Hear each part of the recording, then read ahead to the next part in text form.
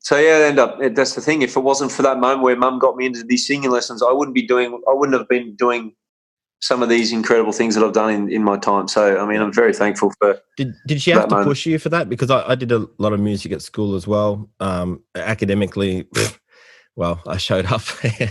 You know. Yeah. Sport cycling was the only thing, but was music. You know, for me, I got a target. They got me.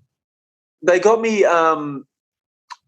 into like organ lessons and saxophone and violin. Mm-hmm. I was good at violin, but I never kept on it. I was decent at saxophone, never kept it going. And you played. I remember you played sax too, right?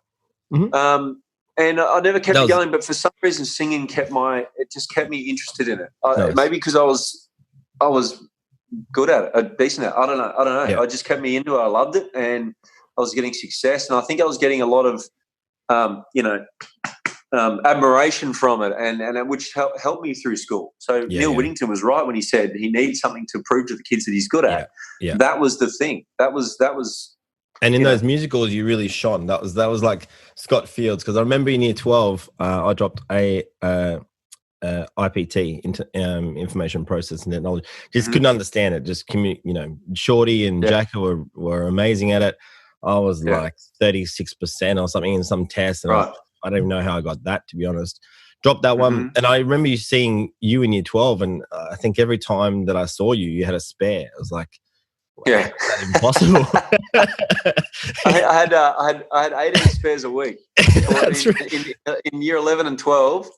I got to year 10, and I was flunking everything. I was passing PE for like HPE and that, and just passing English, and I absolutely struggled with maths. And it's only now I understand mathematics. Only after school had finished, where my brain had developed, I was became mature. And this is the thing: school's not for everybody, and it, as much as it has to be, you have to be there and you have to learn. It's only later when, don't just because you're a flunk student, or you're flunking out on all these subjects, doesn't mean that you're going to be sitting on the street, on a street corner.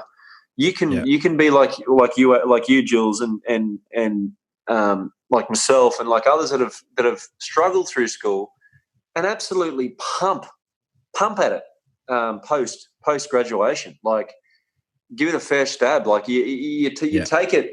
Maturity comes in, and you just take it to another level, and you work it out on your own. You don't need a diploma in algebra. Well, there's probably more people that are more successful. Look, I don't have the stats on this, and I'm sure there's going to be a counter from the university. 100%. That's their job.